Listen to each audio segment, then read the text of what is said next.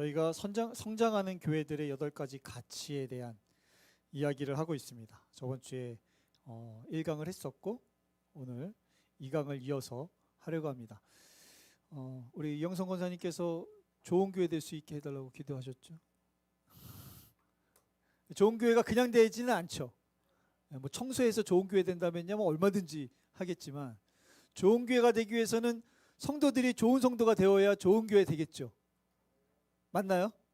근데 좋은 성도가 된다는 것, 뭔가 기준이 있어야 되는 건데 이렇게 좋은 성도가 되기 위해서는 저희가 8가지를 그래도 갖춰야 되지 않겠느냐, 이런 이야기 하고 있습니다.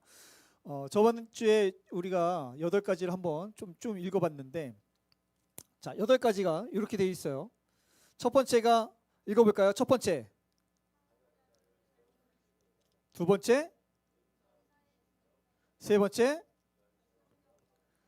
네 번째, 다섯 번째, 여섯 번째, 일곱 번째, 여덟 번째. 네. 근데 이게 저만 알고 있으면 안 되겠죠.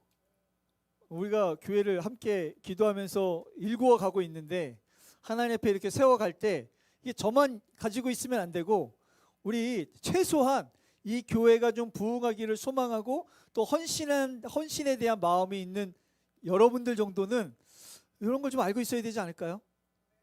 그래서 이런 거 좀 우리가 아쉽고 이런 거 좀 열심히 해야겠다, 이런 생각들이 좀 있어야 될 것 같고요. 저번 주에 그래서 이 2가지를 이야기했어요. 사역자를 세우는 지도력. 이 사역자가 평신도예요, 목사님이에요? 이제 확실히 아시죠? 저번 주에 좀 헷갈리셨어요. 네. 사역자가 평신도예요, 목사님이에요? 평신도죠. 네. 그래서 오늘도 이덕성 권사님께서 찬양 인도를 했는데 이렇게 돌아가면서 찬양 인도하면 좋을 것 같아요.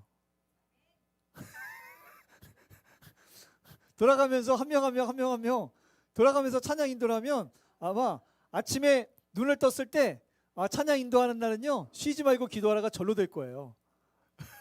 돌아가면서 다음 주에는 우리 평신도 주일이라서 장로님 또 설교하시죠. 아마 일주일 동안 우리 장로님 또 쉬지 말고 기도하라가 절로 되지 않을까. 지금도 절로 되세요? 그러니까 사실 이런 게 저는 그 성도들에게 이런 기회가 있다는 게 너무 중요하고, 이게 누가 또 이러다가 누가 또 대박이 날지 모르잖아요.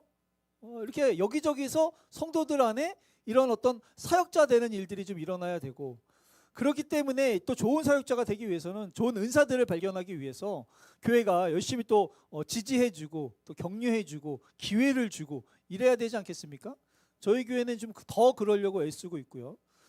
오늘은 이 열정적 영성과 기능적 조직, 영감 있는 예배에 대한 이야기를 하려고 합니다. 너무 중요한 부분이고요. 좋은 교회가 되는 것 어떻게 해야 되느냐, 우리가 8가지 쭉 이야기하고 있는데 이런 부분들에 대한 감이 좀 우리 교회, 특히 이제 부흥을 위해서 애쓰고 기도하는 여러분들 정도는 이런 것들이 좀 있어서 기도할 때마다 하나님 이 부분을 좀 채워주시옵소서, 하나님 내가 이 부분에 대해서 헌신하게 하시옵소서, 좀 이렇게 우리 교회가 조금씩 발전했으면 좋겠습니다. 오늘 먼저 이야기하려고 하는 것은 세 번째 이야기죠. 열정적 영성입니다. 열정적 영성. 라오디교회 그 요한계시록에 보면 라오디교회에다가 이렇게 경고한 장면이 있어요. 네가 차지도 아니하고 뜨겁지도 아니하기 때문에 내 입에서 너를 어떻게 한대요? 토해낸대요. 사실 많이 그런 거 있잖아요. 교회 너무 막 그 열성 성도가 되면 안 된다고, 그냥 적당히 해야지 막 이렇게 광신도처럼 하면 안 된다 그러잖아요. 근데 여러분, 성경에서는 뭐 광신도라고 하는 게 이제 의미의 차이가 좀 있겠지만 열성적으로 해야 되는 거예요. 그리고 열정적으로 하는 교회가 남들이 볼 때는 막 좀 부담스러워 할지 모르겠지만 그렇게 하는 교회가 부흥하는 거예요. 열정적으로 하는 게. 그러니까 우리가 뭔가 이 열정을 좀 품는 어떤 좀 이런 표현 좋아하는데, 이 야성이 좀 있었으면 좋겠어요. 야성. 이렇게 열정적인 영성을 가지려면 어떻게 해야 되는가, 3가지 이야기하려고 하는데요. 첫 번째는요, 충성하는 신앙이 있어야 됩니다. 충성하는 신앙. 그러니까 그냥 뭐 열정이라고 하는 게 뭐 소리 냅다 지르고 뭐 이런 게 이 정도는 아니고요. 어떤 게 좀 열정적인 교회냐? 충성하는 신앙인데 작은 것도 충성할 수 있는. 베드로가 예수님의 수제자가 돼요. 근데 처음에 부를 때 이 베드로처럼 예수님께서 불렀던 사람에 대한 기록이 없죠. 베드로만 이렇게 자세하게 기록되어 있어요.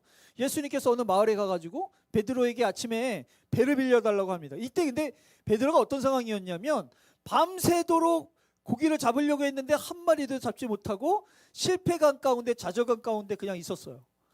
근데 이렇게 이러면 그렇잖아요. 밤새 일했는데 빨리 집에 들어가서 쉬고 싶죠.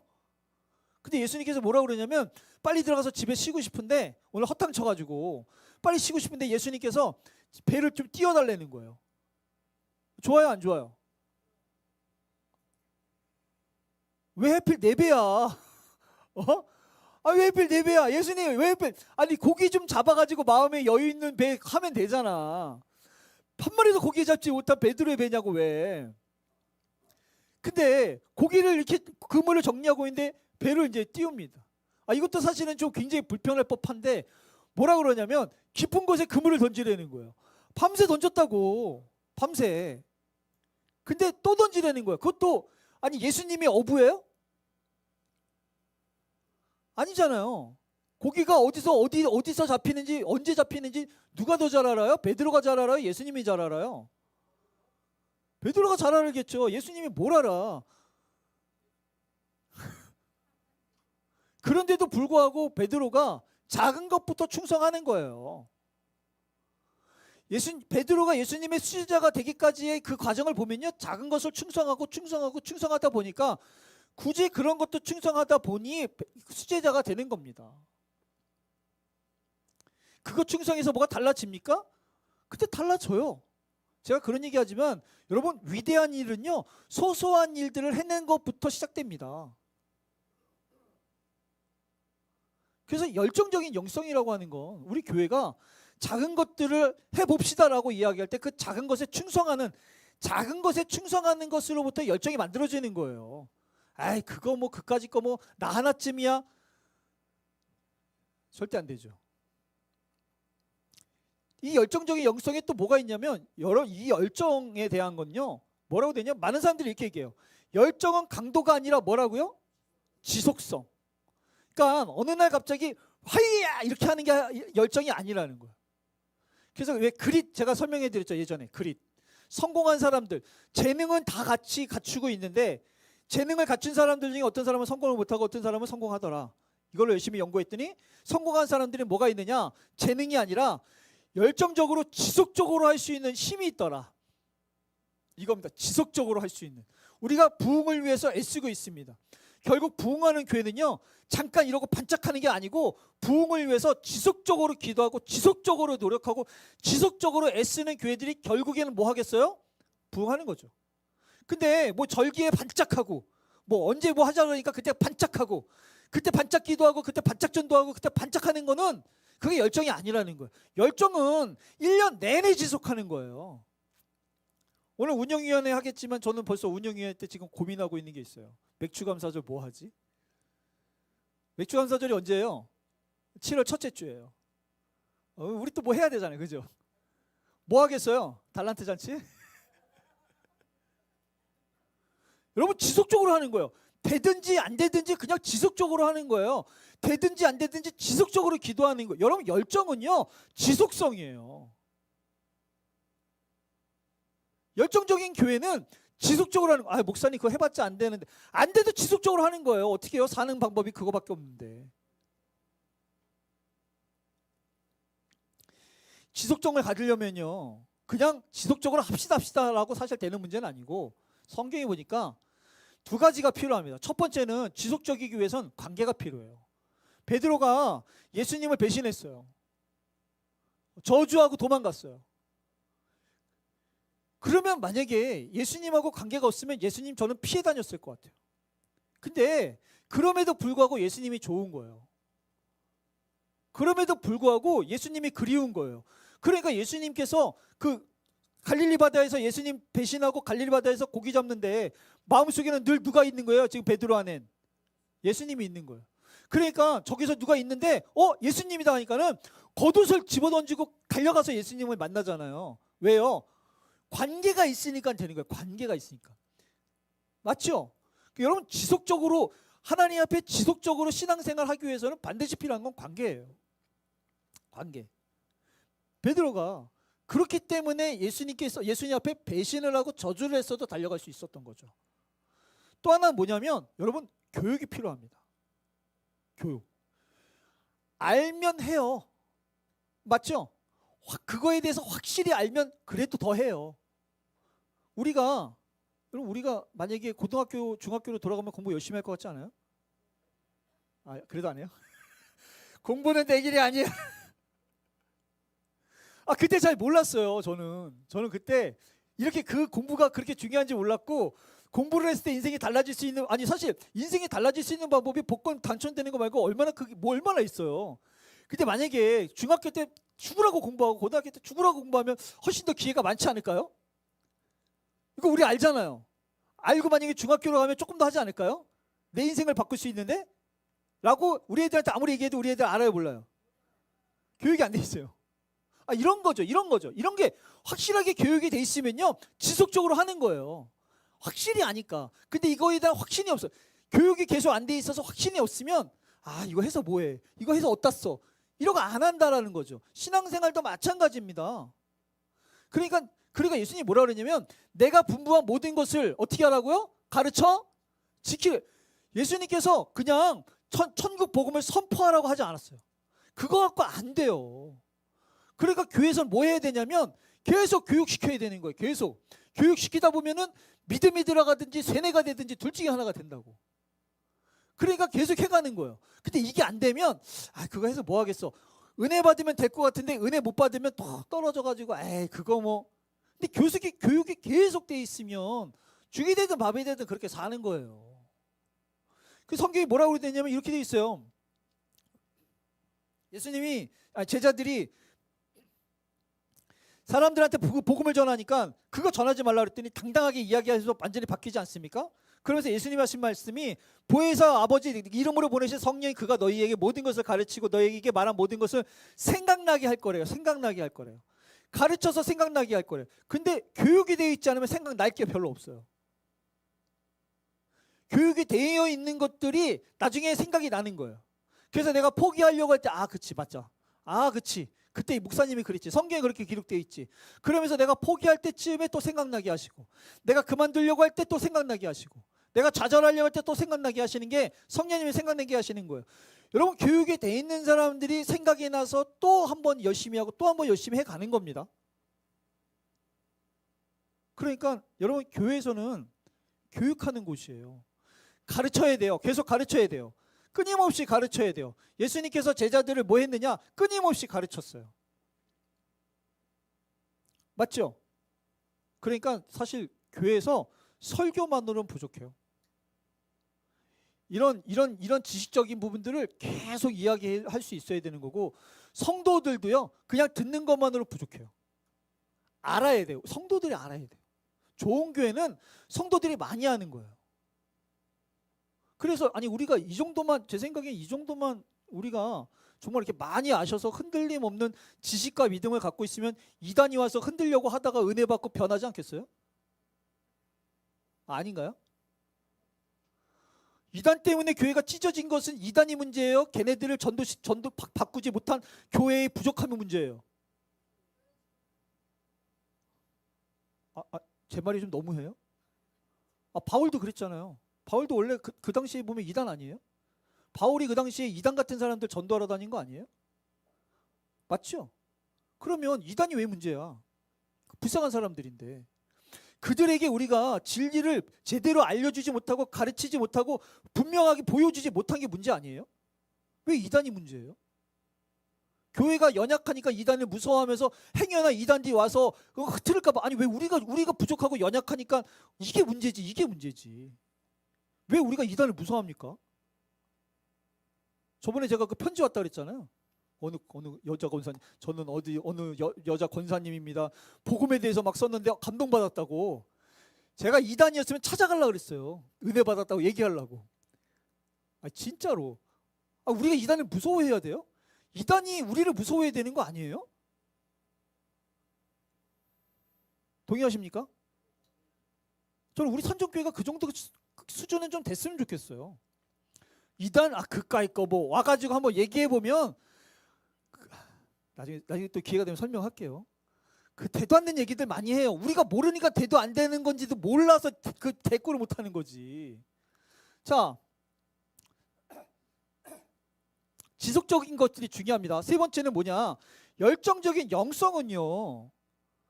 이게 열심이라는 게 제대로 된 열심이 있어야지, 제대로 돼 있지 않은 열심이 있으면 더 싸우는 거 알아요, 몰라요? 이제 무슨 뜻인지 이해되세요? 제대로 된 사람이 열정을 내야지, 제대로 돼 있지 않은 사람이 열정을 내면 더 힘들어진다니까, 교회가. 아시죠? 그래서 여러분 그거 아셔야 돼요. 열정과 욕심의 차이가 있어요. 무슨 뜻인지 이해되세요? 열정과 욕심의 차이. 열정과 욕심에는요, 열심이라고 하는 공통점이 있어요. 맞죠? 열정에도 열심이 있고요, 욕심에도 열심이 있습니다. 근데 차이점이 있어요. 뭐냐?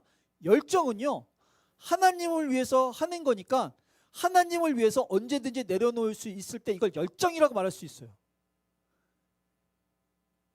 근데 욕심은요, 똑같이 열심을 내는데 내가 그거를 하나님을 위해서 내려놓지 못해. 누가 만족돼야 되니까? 내가 만족돼야 되니까. 그래서 싸우는 거예요. 그래서 이 사람도 열심히 있고 이 사람도 열심히 있어요. 그런데 열심히 있다고 다 좋은 게 아니고, 열심히 하나님을 위한 열정이면 괜찮아. 언제든지 내려놓을 수 있으니까. 근데 이 열심이 나중에 욕심이 돼버리면 그거 건드렸다 큰일 납니다. 어떻게 나한테 그럴 수 있냐고 막 이러면서 큰일 나요, 안 나요? 그러니까 열정이 제대로 된 열정일 수 있어야 되죠. 이 너무 중요해요. 그러니까 여러분, 그래서 우리가 열정이 제대로 된 열정이 되려면 성경을 잘 알아야 되는데, 성경 1독 해보신 분 손 들어보세요. 1독. 자, 손. 셋, 넷, 2독. 5독 이상. 10독 이상. 자, 손 내리세요. 자, 10독 이상 했으면 여기서 성경 강의 할 수 있어요, 없어요? 자, 10독 이상 있으면, 아니, 책 한 권 10번 읽으면 강의 못해요? 아니, 그러면 작은 거 하세요, 작은 거. 그렇게 되면은 뭐 있어요? 사무엘 상하 강의하시면 되잖아. 강의할 수 있어요, 없어요? 있어요? 생각보다 어려워요. 왜냐? 제가 뭘 말씀드리려고 하냐면, 제가 이거 말씀드리려고 하려고. 성경은 통독하는 게 아니고 연구하는 거예요. 무슨 뜻인지 이해되세요? 이게 지금 교회에서 물론 안 읽는 것보다 읽는 게 낫죠. 우리 교회도 읽을 거예요. 통독할 거예요. 근데 읽는 거 가지고 성경을 이해하는 건 너무 어려워. 아까 고교정 선생님 말씀하셨지만 성경이 너무 두꺼워.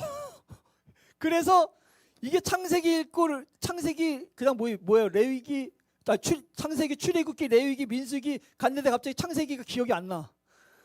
제가 무슨 뜻인지 이해되세요? 민수기, 신명기, 여호수아 갔더니 레위기가 기억이 안 나. 다윗 나왔더니 갑자기 그다음부터 모세기가 기억이 안 나.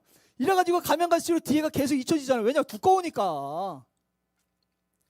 그래서 성경을 1독을 하고 5독을 하고 10독을 해서 사실 목사님들도 성경을 강의하는 게 어려워요. 구약학을 전공하시는 분들도 그래서 구약을 다 하는 게 아니고, 구약을 전공할 때 거기에 예를 들면 에스라를 전공한다든지 거기에 역사서를 전공한다든지 그 부분적으로 전공을 하는 거예요. 무슨 뜻인지 이해하시죠? 그러니까 성경은 사실 우리가 성경을 통독했다고 자랑할 거 있어요, 없어요? 성경에 대해서 강의할 수 없으면 자랑을 하지 말라고. 그거 어디다 써? 그거 자기 훈장 같은 거 아니에요? 내가 그래도 성경을 몇 독을 했는데, 성경을 몇 독 했는데 하나님 앞에 순종 못하면 그게 무슨 의미 있어요? 우리가 왜 연구합니까? 이거 왜 연구해요? 제가 볼 때는 크게 두 가지 이유라고 생각해요. 첫 번째, 하나님 앞에 순종하기 위해서 성경을 연구하는 거죠. 내가 어떻게 사는지 잘 모르니까. 맞죠? 두 번째, 분별하려고 하는 거 아니에요? 어느 길이 옳은 길인지. 맞죠? 근데 이 두 가지가 없이 성경만 냅다 통독한다고 하면 이게 무슨 소용이에요? 우리나라가 지금 우리나라 교회가 성경 통독 안 해서 망가졌습니까? 두 가지가 없어서 망가진 거 아니에요? 제가 얘기했잖아요. 마틴 루터가 종교개혁 일으키면서 제일 먼저 한 일 중에 하나가 성경 번역한 거라 했죠. 성경을 안 읽으니까. 그래서 그 이후로 성경 엄청 많이 읽었어요. 우리 교회도 벌써 통독 10번 한 사람들이 몇 명인데 10번 하면 신앙이 바뀝니까? 너무 자신 있게 얘기하니까 좀 부끄럽긴 한데, 아니 목사도 안 바뀌는데, 목사도 제가 설교를 1년에 몇 편 하겠어요. 근데도 설교를 뭐 저는 그래도 적게 하죠. 뭐 이게 새벽 예배, 설교, 수요 예배, 금요 예배, 설교 그렇게 했으면 목사님 상품은 예수님 이상 되어야 되는 거 아니에요? 제 생각에 예수님보다 설교를 많이 하세요. 40년 설교하셨으면 예수님보다 바짝바짝 빛이 나야 되는데 실제로 가면 그래요, 안 그래요? 다른 문제죠. 다른 문제예요. 그럼에도 우리가 성경은 읽는 게 아니고, 베레아 교회가 그 베레아에서 얘기한 게 그거잖아요. 이들은 성경을 상고한다 그래서 상고. 이게 뭐냐면 유심히 보는 거예요. 유심히를 1장을 유심히 보는 게 아니고 1장을 연구하시는 거라고. 그래서 우리 6월 셋째 주부터 뭐 한다고요? 성경 강의 시작한다고. 그걸 보면요, 성경을 유심히 봅니다. 왜요? 나와서 설명해야 되니까. 진짜로. 그러니까 이게 그냥 읽는 거랑 내가 누구한테 가르치기 위해서 읽는 거랑 너무너무 달라요. 무슨 뜻인지 이해되시죠? 읽어보고 또 읽어보고 또 읽어보고 설명해야 되니까. 뒤에 거 앞에 거를 이해하려고 하니까 뒤에 거를 또 보고 또 보고 이래야 되지 않겠어요? 성경은 연구하는 거예요. 자, 이런 것들이 사실 초반에 제대로 돼 있지 않으니까 바울이 어떻게 해요? 전도 나가가지고 바나바랑 싸우지 않습니까? 왜요? 제가 그랬잖아요. 제대로 돼 있지 않은 열심, 이건요 사고나요. 열심이 없는 사람들은 별로 싸울 일이 없어요. 그죠? 왜냐하면 안 하면 되니까. 그잖아요. 근데 열심히 있는 사람들은 쉽게 포기 못해. 그러니까 싸우는 거예요. 근데 아니 뭐가 그렇게 중요해? 여러분, 우리가 예수 그리스도를 위한 복음을 위해서 말고는 뭐가 그렇게 중요해요? 중요한 게 있어요? 별로 없죠, 우리 교회는. 근데 지금 바울은 그 당시에 복음을 전해야 되는데 여기 누가 바나바랑 그 바울이랑 마가를 데려가네 만해 갖고 대판 써서 둘이 갈라지잖아요. 이게 열심이 있으니까, 선교를 더 잘하고 싶은 열심이 있으니까 저렇게 된 건데, 저게 열정이에요, 욕심이에요? 왜? 싸우면서 하니까. 싸우면서 하니까. 도대체가 성경에서 싸우면서까지를 하는 게 뭐 어디 있습니까? 말도 안 되는 거지. 예수님이었으면 뭐라 그랬냐면 사단아 뒤로 물러가라 그랬어요. 아니 전도를 한 나라를 바꾸면 뭐 하냐고. 한 나라를 바꾸면 뭐해? 사랑이 없는데. 맞아요? 잘못된 열정이 있으니까 싸우는 거예요. 그래서 이 열정은요, 열정에 대한 내용을 잘 알아야 되는 거. 잘 알아야 실수하지 않죠. 그렇기 때문에 열심히 있는 사람, 열정 있는 사람들은 열심히 없는 사람보다 뭘 잘 알아야겠어요? 이러니까 성경책 팔러 온 사람 같은데 뭘 잘 알아야겠어요? 성경을 잘 알아야 돼요. 제발 내 생각에는 이런 거 하지 마시고, 성경에는 이래도 현찮은데. 그죠? 저는 우리 교회가 제발 분란이 일어나지 않고 갔으면, 물론 그럴 수 없겠지만 최소한으로. 그래서 제가 그러잖아요. 그럴 수 있어. 뭐라고요? 그럴 수 있어. 바나바랑 저기 바울이 마가를 데려가네 마네 이거 막 얘기하는데, 바나바는 사실 솔직히 마가를 안 데려갈 수가 없어요. 왜냐면 친척이었거든. 거기 입심이 세요. 120명의 성도가 어디서 모였어요? 마가에 마당도 아니야. 다락방에 120명 성도 모이려면 집이 얼마나 해야 돼요? 엄청 커야 돼요. 그러면 그 집에 엄마들의 입심이 세겠어요, 안 세겠어요? 바나바가 꼼짝하겠어요, 못하겠어요? 엄마가 야 데리고 가라 그러면 데리고 가야 돼, 안 돼? 안 데리고 가야 돼요? 바나바 성경에 안 나와 있지만 정황상 바나바는 마가를 데리고 갈 수밖에 없어요. 그러니까 나중에 싸우고 대판 싸웠는데도 바울은 저기 누구야 그 저기 신라 데리고 갔지만 바나바는 마가 데리고 갔어요. 그래도 왜 누구 때문에? 성경엔 안 나와 있지만 그러지 않았을까? 아 그러면 바울이 뭐라 그래야 돼요? 그럴 수 있어. 아 이러면 데리고 갔으면 괜찮잖아. 맞아요? 짜증나? 짜증나도 그럴 수 있어. 아 그럴 수 있어. 그럴 수 있어. 가는 데까지 함께 하면 되지. 그럴 수 있어. 그럴 수 있죠. 이러면 이런 사람들의 열정은 분란이 일어나지 않는다고요. 맞죠? 그러니까 열정의 내용이 중요하다고. 내용이. 자 여러분 기능적 조직. 그 다음에 이야기하고 싶은 게 기능적 조직이에요. 기능적 조직. 조직 사람이 모인 곳에는 어쩔 수 없어요. 조직이 중요해. 그래서 정치 이러면 되게 안 좋게 우리가 알고 있잖아요. 그죠? 근데 좋은 정치는 좋은 거 아니에요? 사람 모인 곳에 결국 정치가 빠질 수 없죠. 정치해야 돼요. 그래서 정치를 잘하면 분란이 일어나지 않잖아요. 조직이 잘 만들어지면 싸움이 일어나지 않아요. 맞죠? 자, 성경에 보면 이런 말씀이 있습니다. 새 포도주를 낡은 부대에다 넣지 못하죠. 왜? 쏟아지니까. 새 포도주는요 발효가 안 돼 있어요. 그래서 발효가 되기 시작하면 부풀어 오르죠. 근데 새 부대는요 신축성이 있어가지고 이게 부풀어 올라도 그 가죽이 늘어나요. 근데 낡은 부대는요 이미 다 늘어났어. 더 이상 늘어날 게 없어요. 근데 거기다 새 포도주를 넣으면 발효가 되죠. 그러면 이 포도주가 아니 바구니가 더 이상 버려질 게 없어요. 어떻게 되겠어요? 나중에 터져버리죠. 그래서 새 포도주를 넣을 수 없는 거예요. 이미 신축성이 끝난 낡은 부대는. 무슨 뜻인지 이해되세요? 그러니까 이 낡은 부대냐 새 부대냐 이게 너무 중요한 거죠. 새 포도주를 담글려면 새 부대랑 낡은 부대를 어떤 의미로 뜻할 수 있느냐? 전통, 새 시대 문화를 뜻할 수 있어요. 전통. 예수님이 새로 오셨어요. 그 당시에 신약 시대 때. 그 전에 예수님이 오시기 전과 예수님이 오신 다음에는요 완전히 달라지는 거예요. 완전히. 그런데 여전히 사람들이 이걸 이해 못하니까 계속 옛 것만 고집하고 있죠. 그러니까 예수님께서 말씀하시는 걸 받아들일 수 없게 되는 거죠. 지금 이걸 우리 뭐라고 표현할 수 있냐면 이 시대적인 문제가 있어요. 시대적인 문제. 교회가 시대를 잘 따라가고 있습니까?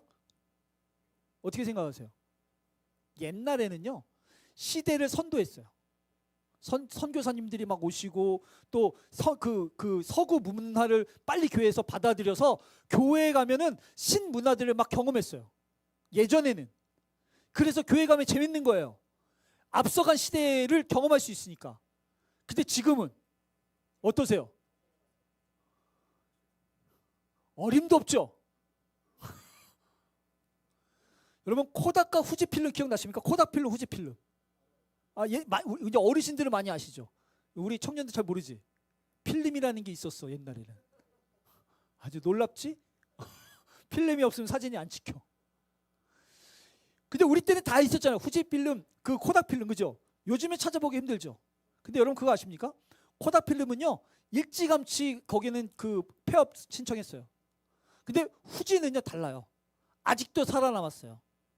그리고 생각보다 이전보다 더 많은 매출을 기록했다고 합니다.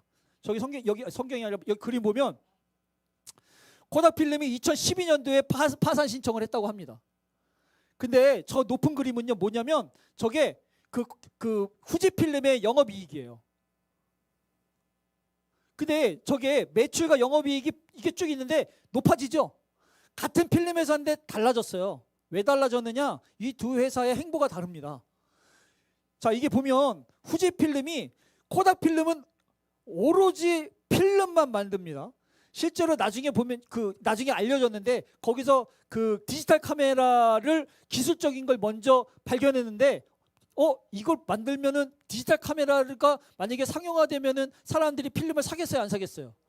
그러니까 야 그거 냅둬. 그거 발전시키지 마. 사장시켰어요. 그리고 필름만 계속 팔았어요. 후지필름은 이 상황이 흘러가는 걸 보니까 왠지 만만치 않아. 그래서 처음에는요, 후지필름이 사진과 필름이 매출의 약 60% 정도 됐어요.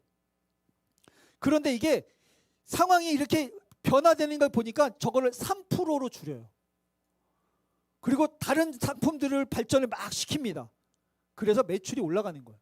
시대를 잘 잘 봤죠. 대비를 잘했죠. 여러분, 성경에서도요, 출애굽을 합니다. 400년 동안 사는데 400년 동안 그들의 변화가 얼마나 있었겠습니까? 근데 400년 동안 아무 변화 없이 살다가 400년 출애굽을 했는데 그 다음부터는요, 광야 시대를 거쳐서 정복 시대를 거쳐서 정착 시대를 거쳐서 왕조 시대까지 갑니다. 급변하는 거죠. 세대들이 400년 동안 똑같은 지역에서 똑같은 사람들과 똑같은 문화를 가지고 똑같이 살아가고 있었는데 갑자기 출애굽을 하기 시작하니까 그 다음부터는요, 지역도 바뀌지, 상황도 바뀌지, 리더도 바뀌지, 뭐 계속 바뀌는 거예요. 급변하죠. 그러면 거기에 맞춘 시스템이 필요하겠죠. 아니, 애굽에 있을 때의 시스템이랑 저기 가나안 땅에서 사는 시스템이랑 같아야겠습니까? 근데 거기서 우리 옛날에 이랬어라고 이야기하면 돼야 안 돼요? 안 되죠. 상황이 달라졌는데. 여러분, 지금 우리가 옛날에 그런 말 있죠. 그 10년이 지나면 뭐가 바뀌어요? 강산이 변하죠. 강산이. 우리 그런 얘기 많이 했잖아요. 이러니까는 되게 저희 같은데, 요즘에 10년이 아니라 제 생각에는 한 5년 3년이면 바뀌지 않겠습니까? 맞아요? 핸드폰만 보도 알 수 있잖아요. 금방금방 변하는 거예요. 그런데 교회에서 우리 옛날에 이랬어요, 이러면 돼야 안 돼요? 사람들이 얘기해요. 교회가 위기라고. 사람들이 이야기합니다. 교회에는 젊은이가 필요하다고. 사람들이 이야기해요. 교회 세대 교체가 필요하다고. 근데 옛날에 이랬어야 하면 돼야 안 돼요? 안 돼요. 근데 교회에서 지금 그러고 있어요, 안 그러고 있어요? 우리 교회 말고 교회들이 옛날에 이랬다는 거예요.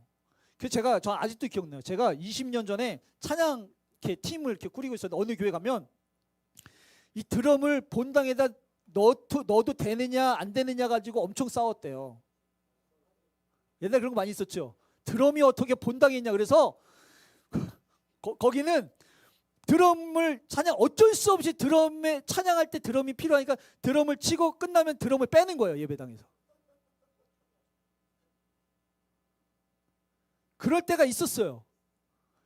아니, 왜냐면 옛날에는 본당에 드럼이 없었거든요. 옛날에는 본당에 드럼이 있으면 안 됐거든요. 이런 문화가, 이런 전통이 교회 안에 얼마나 많습니까? 근데 시대는 급변하고 있다고요. 생각들이 엄청나게 변하고 있어요. 교회가 그 시대에 발맞춰 나갈 수 있어야 돼요. 그래서 심지어 교회가 이 시대를 다시 한번 선도해야 그 젊은 사람들이 교회 안에 새로운 자기네들이 맞는 문화 때문에 들어오지 않겠습니까? 근데 옛날에 이랬어 라고 하면요, 골치 아픈 거예요. 우리 산정교회도 1년씩 지나갈 때마다 달라지지 않겠습니까? 그죠? 그런데 우리가 옛날에 이랬어 라고 하면서 계속 옛날 타령한다고 한다면 우리 교회 발전이 있겠어요? 전 너무 감사한 건, 여기 올 때 장로님이 그러시더라고. 목사님, 편하게 하세요. 왜냐면 옛날에 한 게 별로 없어서 우리 교회가, 산정교회가 제가 오기 전에 하는 게 별로 없었대요. 그 편하게 하시면 된대. 그래서 얼마나 편했는지 몰라요. 그 심지어 우리 그 성찬식 하는데, 성찬식 어떻게 해야 돼요? 목사님 편하신 대로 하세요. 그냥 다 편하신 대로 하시래. 그래서 얼마나 좋은지 몰라요. 저도 이제 여기 가서 배워가는데, 아니 이게 얼마나 좋습니까? 담임 목사가 바뀌면 교회도 바뀌어야 되죠. 또 새로운 사람들이 들어와서 세대들이 바뀌면 교회가 바뀌어야 되죠. 사람들의 니즈가 바뀌면 그 니즈에 따라서 교회가 바뀌어가야 되지 않겠습니까? 이게 조직이에요. 이게 조직. 조직이 이렇게 유연하고 탄력성 있게 바뀔 수 있어야 돼요. 변화에 맞춰서. 자, 예수님도 그래서 그 당시에 이런 변화를 뿐만 아니라 예수님이 어떻게 했냐, 이 조직을 만들기 위해서 리더들을 세웠습니다. 성경에 보면, 가만히 보면요, 특별히 3명을 데리고 다녔어요. 아시죠? 네, 요한, 베드로, 야고보 이렇게 3명을 데리고 다니면서요, 특별하게 좀 교육을 시켰어요. 그리고 19명과 함께 12사도들이 있었죠. 따로 교육을 시켰어요. 그리고 성경에 보면 70명을 그 마을에 전도를 보내면서요, 또 특별하게 또 준비했어요. 그리고 가는 곳마다 그 예수님을 쫓아다니는 성도들이 있었죠. 그러니까 보면요, 코어 멤버가 있고 리더 멤버가 있고 중간 리더들이 있는 거예요. 이렇게 해서 조직이 이렇게 만들어질 수 있어야 돼요. 저희 산정교회도 그랬으면 좋겠어요. 그래서 조직이 잘 구성되면, 제가 예전에 그 아버지 교회 있을 때 엄청 싸웠어요. 그야말로 성도도 얼마 안 되는데 바람잘날 없이 싸우는 분위기가 있었어요. 그 당시에 이렇게 몇 명이 있더만요, 이렇게 트러블 메이커 몇 명이 돌아가면서 싸우는 거예요. 근데 그도 그럴 것이, 아니 사실 교회에 문제 없는 게 어디 있어요? 다 문제가 있지. 근데 그 문제를 잘 해결해 가면 싸우는 일이 줄어들겠죠. 사실 그 사람들이 문제예요? 아니면은 그 사람들이 싸울 수밖에 없는 시스템이 문제예요? 시스템이 문제예요. 그 사람들이 그 중에 뭐 나쁜 사람, 힘든 사람, 뭐 어려운 사람, 못된 사람 아무도 없어요. 심지어 시스템을 잘 만들어 놓고는 싸움이 싹 사라졌어요. 그러니까 아니, 그 사람들은 그대로 있는데 싸움이 사라졌다니까요. 왜냐하면 싸우지 않아도 되는 시스템을 만들었거든요. 제가 가가지고. 이거는 시스템 문제다. 우리 교회도 아마 여러 가지, 아니 아쉬움이 없는 게 어디 있겠습니까? 다 아쉬움이 있지. 근데 그거를 시스템적으로 접근하면 그 아쉬움을 만들어낸 사람과 아쉬워하는 사람이 붙지 않으면 돼요. 무슨 뜻인지 이해되세요? 권사님 이거 좀 집사님 이거 이렇게 이야기하지 않고, 저희 교회는 운영위원회가 있잖아요. 그걸 운영위원회에서 그런 부분들을 중재하고 그런 부분들을 이해시키고 설득시켜서 그런 부분들을 잘 해결하면 상처받을 사람이 없어요. 이걸 다이렉트로 얘기하니까 문제가 된 거예요. 다이렉트로 얘기하니까. 여기 있는 분들은 좀 아셨으면 좋겠어요. 누가 불만이 있어요. 불만이 어떻게 없겠습니까? 불만이 있을 수도 있죠. 근데 그 불만이 오해일 수도 있고 교회가 해결할 수 있는 문제가 있을 수도 있잖아요. 그리고 이해를 시켜야 되는 부분들도 있을 수 있죠. 그게 뭔지 모르니까 그런 불만이 누가 이야기를 하면 그거 운영위원회에다 얘기할 수 있도록 준비해 주세요. 우리는 매달 마지막 주에 운영위원회가 있고 이런 문제들을 해결하기 위해서 운영위원회에서 이야기합니다. 근데 그렇게 해결하지 않고 그걸 다이렉트로 어느 권사님한테, 어느 속장님한테, 어느 회장님한테 막 이야기하면 기분이 나빠요, 좋아요? 2번 이야기하고 3번 이야기하면 얼굴 보고 싶어요, 안 보고 싶어요? 무슨 뜻인지 이해되세요? 그러니까 조직이 잘 갖추어지면 싸울 일이 없을 거라는 거예요. 조직을 잘 활용을 못하니까 싸우는 거지. 예수님도 이렇게 만들어 가셨어요. 이렇게.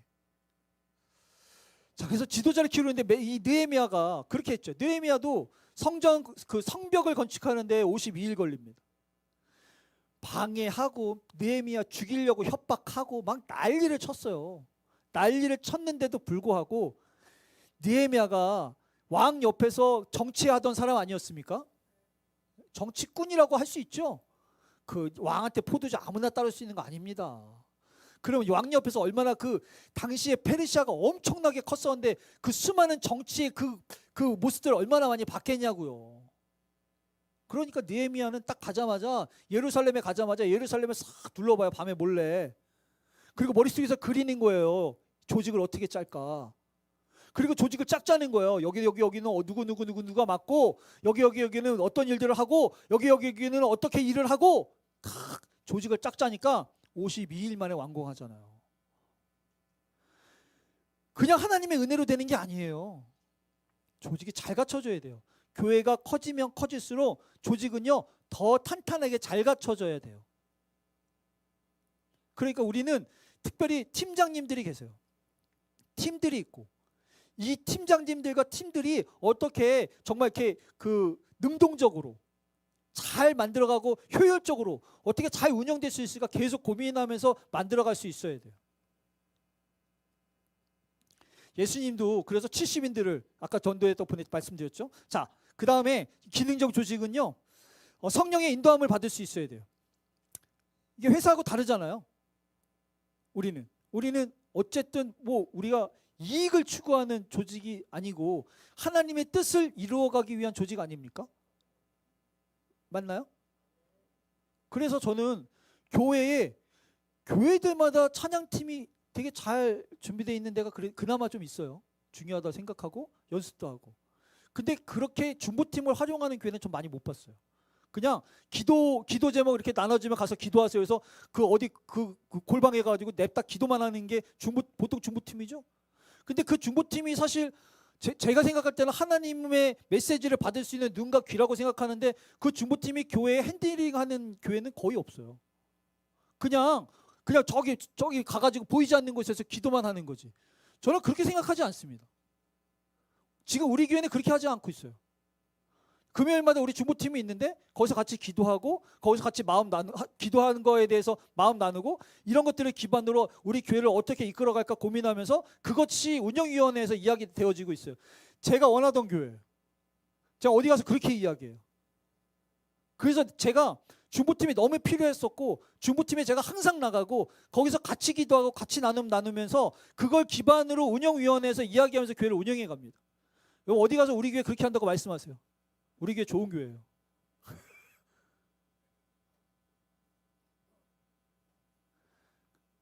그래서 하나님의 조직은 성령의 인도함을 받을 수 있어야 된다는 거예요. 자기의 길을 우리가 사람이 계획할지라도 그 길을 인도하시는 분은 누구라고요? 여호와 하나님. 그러니까 우리 중보팀에서도 중보팀을 위해서 기도하고 있는데 중보팀이 아니신 분들도 중보팀을 위해서 기도해 주세요. 우리 교회가 산으로 가는지 바다로 가는지는 사실 가만히 보면 운영위원회가 있지만 그 뒤에 중보팀에서 하고 있는 게 굉장히 많아요. 그게 맞고 왜? 성령님의 인도하심을 받아야 되니까. 맞죠? 이게 산정교회의 특징입니다. 안디옥 교회가 그랬어요. 안디옥 교회가 바울과 바나바가 얼마나 중요한 사람이었습니까? 갑자기 크게 부흥하니까 예루살렘 그 교회에서 바나바를 보내고 바나바 혼자 벅차니까 그 옆에 있는 다소에 가가지고 바울을 데리고 왔어요. 그래서 열심히 사역했더니 거기에서 무슨 이름이 만들어졌냐면 그리스도인을 거기서 듣게 됐습니다. 반드시 필요한 사람이었는데도 불구하고 여기서 기도하는 가운데 성령님께서 이들을 전도하려고 전도 여행을 보내라는 마음을 주시니까 교회가 그거에 대해서 순종하고 너무나 중요한 두 사람을 보내지 않습니까? 성령님의 인도함을 받는 교회였죠. 맞아요. 네. 우리 교회가 이럴 수 있어야 되는 거예요. 뭐 그렇다고 누굴 보내자 이런 건 아니지만 중요한 건 우리가 이렇게 하나님의 음성을 듣고 하나님께서 원하시는 메시지를 가지고 우리가 같이 기도하면서 하나님의 인도하심을 받을 수 있는 교회여야 된다는 거죠. 그죠? 그리고 바울이 2차 전도여행 갈 때 원래는 아시아로 가려고 그랬거든요. 근데 어디로 갔느냐? 빌립보 유럽으로 갔습니다. 왜? 성령님이 막으셔서. 그래서 사실은 왜 유럽 쪽으로 갈 계획이 없었어요. 그런데도 불구하고 그 환상 중에 마게도니아 사람들이 여기 와서 복음을 전해달라고.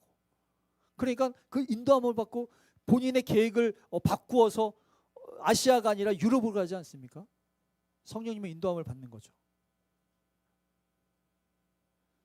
그러니까 교회가 성도들이 성령님의 인도함을 받을 수 있는 준비가 되어져야지 우리가 그렇게 인도를 받을 수 있죠. 저만 이야기한다고 되겠습니까?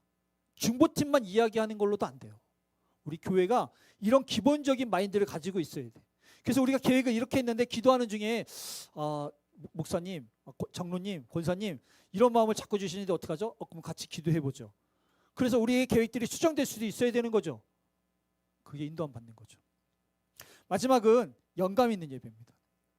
영감 있는 예배. 영감 있는 예배가 뭐겠어요? 간단하게 신령과 진정으로 드려지는 예배. 그냥 아주 편하게 은혜 받는 예배여야 되지 않겠습니까? 맞아요. 감동이 되는 예배, 감격이 되는 예배, 은혜가 되는 예배를 이야기할 수 있죠. 성경에 보면 다윗이 찬양할 때 사울이 가지고 있었던 악귀가 떠나갔다고 이야기하고 있지 않습니까? 저는 찬양팀이 그럴 수 있는 찬양팀이었으면 좋겠어요. 우리 찬양팀 한 명도 없어. 우리 찬양팀이 그럴 수 있는 찬양팀이었으면 좋겠어요. 그럴 수 있는 찬양팀이 되어지기 위한 기도와 노력이 좀 있었으면 좋겠어요. 그냥 우리가 10분, 15분, 20분 그냥 여기서 시간 때우고 준비 찬양, 이런 거 좀 안 좋아하시죠? 옛날에는 다 준비 찬양이라고 했어요. 예배를 위해 준비하는 찬양. 근데 지금 이제 그런 말 쓰면 무식하다는 소리 듣죠? 이제 그런 말 안 써요. 그죠? 이미 찬양이 시작할 때부터 예배는 시작된 거예요. 더 중요한 건 사실 그때부터 성령의 인도하심과 기름 부음이 있어야죠.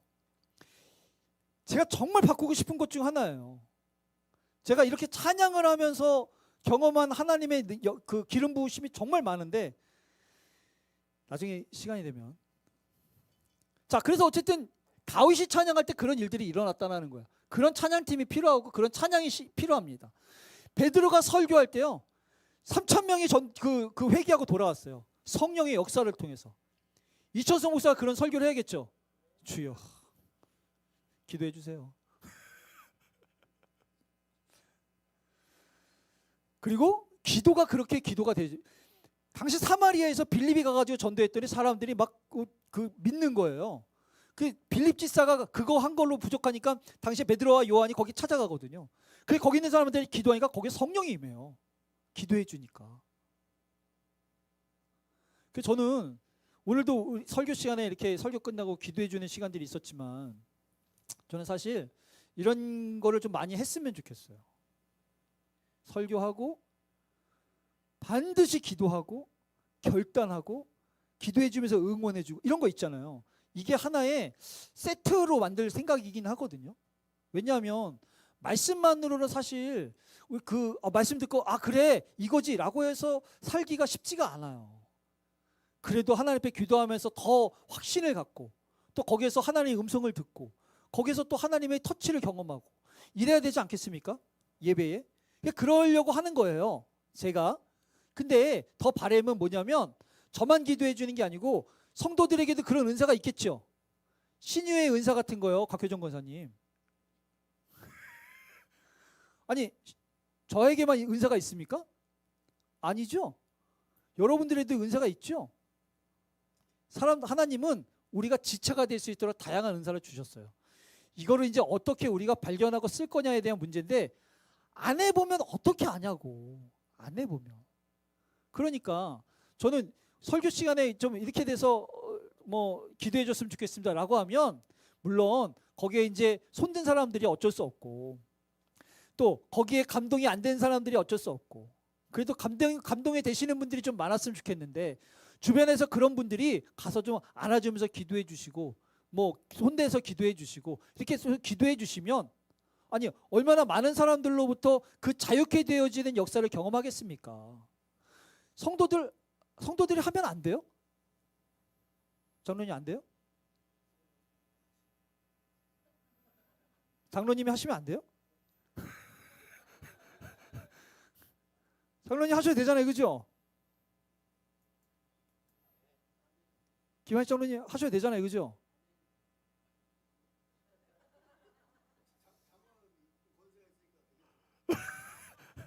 되잖아요, 그죠? 권사님도 하셔도 되잖아요. 이덕성 권사님 하셔도 되잖아요.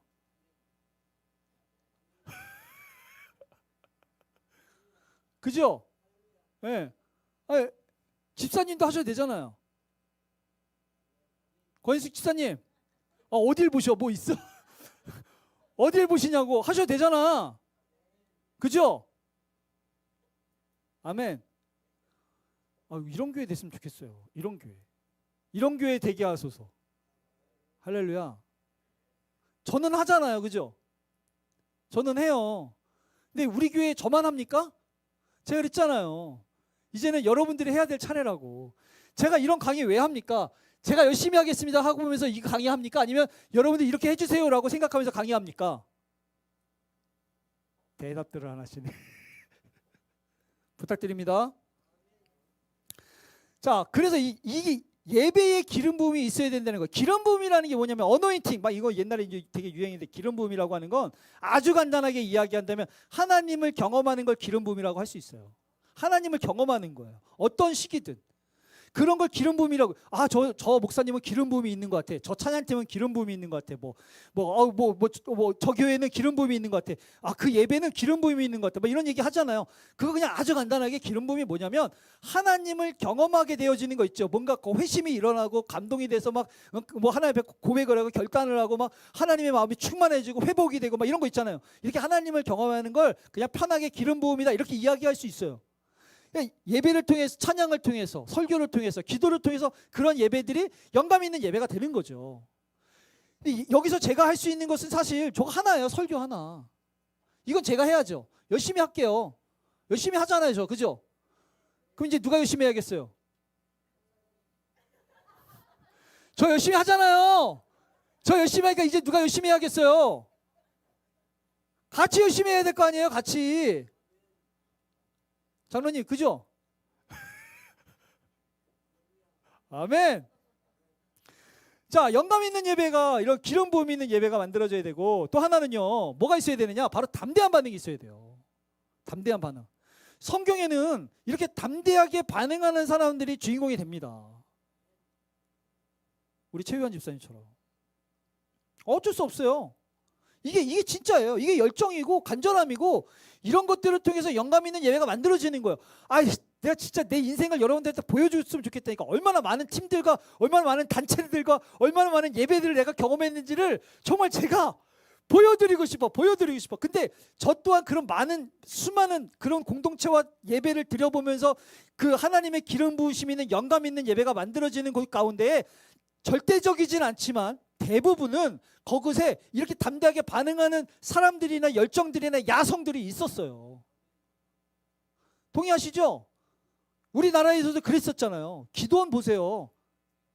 기도원 말고 기도원. 얼마나 그렇게 예배합니까? 거기 가면 옛날 부흥사 목사님들 있잖아요. 할렐루야 막 이러면서 막 이러면 막 난리 났잖아요. 그러면 막 성도들이 막 다 같이 아멘 막 이렇잖아요. 그러니까 뭐 설교가 어쨌든 저쨌든 아무튼 간에 쥐야 막 이러면은 막 있었잖아요. 옛날에 있었죠. 아, 회복해야 된다니까요. 산정교회는. 그게 이단 같아 보이던 말든 상관없어요. 아, 그래 영감 있는 예배가 만들어지는데 어떡할 거예요. 자, 혈루증 여인이 그랬어요. 방법이 없는 거예요. 방법이. 아니, 여기 가도 안 낫고 저기 가도 안 낫고 그것도 안 낫는 거예요. 사람들이 다 알아, 냄새 나는지. 그런데도 왠지 예수님의 옷자락만 만지면 될 것 같으니까 사람들 뚫고 가가지고 예수님한테 허락도 안 받고 옷자락 만지는 거 아니겠어요? 굳이 그렇게까지 반응하는 사람들이 주인공 된다고요. 예수님이 뭐라 그러냐면 내 능력이 그냥 이렇게 나갔대요. 누가 내 능력을 뺏어간 거야? 허락도 안 받고. 천국은 침노하는 자의 것이에요. 우리 산정교회 그런 교회 되어야 되지 않겠습니까? 전 소망해요. 내년 연합집회 때는 우리 산정교회가 다 앉아가지고 우리 나중에 저기 승합차 하나 있어야 되는 거 아니에요? 장로님, 우리 승합차 한 대 있어야 되지 않아요? 승합차 좀 버스 있어야 되나요? 아, 제가 25인승 아멘. 아니, 제가 사실 이거 모시고 갔으면 좋겠는데 모시고 와서 우리 딱 한 12명 쫙 같이 내려가지고 한 줄에 쫙 앉는 뭐 이런 거 있잖아요. 이래서 우리 교회만 쫙 앉아가지고 아멘 막 이런 거 하고 싶은데 이게 할 수가 없으니까 제가 교회에서 모이라고 말을 못 하겠는 거예요. 내 차에 3명 타면 끝나니까. 그래가지고 너무 아쉽더라고. 근데 어쨌든 저는 그런 연합 예배 갔는데 산정교회가 딱 앉으면 산정교회에서 쥐야 뭐 이러면 막 그 연합 집회가 산정교회 때문에 뜨끈뜨끈해지는 것. 아니, 그런 거 좀 우리 소망 품으면 안 돼요? 되죠? 그러려면 여기서부터 해야지. 여기서부터 하는데 거기서 어떻게 합니까? 습관이 돼야지, 습관이. 이해찬 아멘.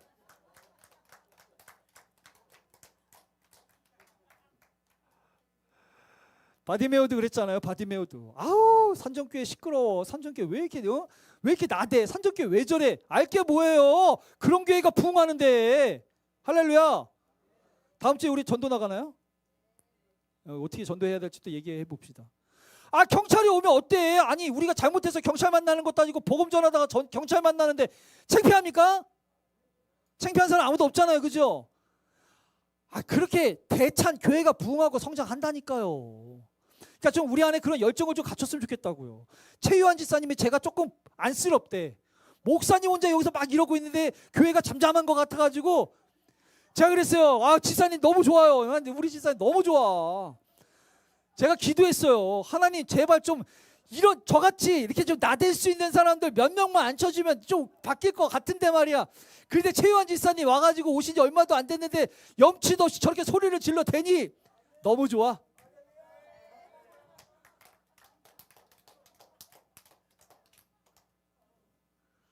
다른 교회 가면은 아우 저 집사님 왜 저래 라고 이야기하겠지만 산적교회 잘 오셨어요. 집사님 때문에 바뀔 줄 믿습니다. 누가 뭐라고 할까? 바디메오처럼 아우 집사님 조금 집사님만 예배드려? 집사님만 기도해? 라고 해도 바디메오처럼 더 큰 소리 하세요. 아멘.